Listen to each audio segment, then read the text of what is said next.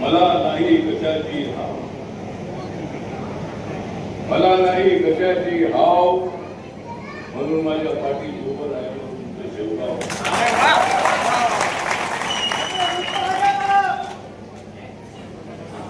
मी दिल्लीला जाऊन